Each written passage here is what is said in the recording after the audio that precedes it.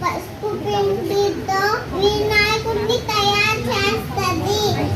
అప్పుడు దానికి ప్రాణం పూస్తుంది. వినాయకుడు అని పేరు పెడుతుంది దానికి.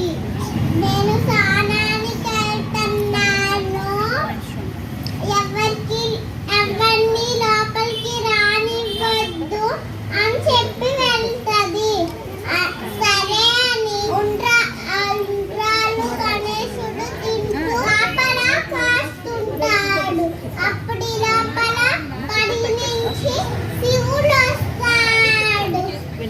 నా దానికి అడ్డులే అంటే లేదు, నేను అడ్డు లేను అంటాడు.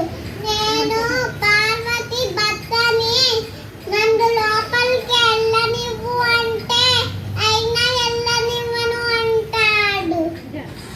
అప్పుడు శివుడికి కోపం వచ్చేసి త్రిశూలం తీసుకుని నరికేస్తాడు. గణేశుడు తల వెళ్ళి ఎక్కడో పడిపోద్ది.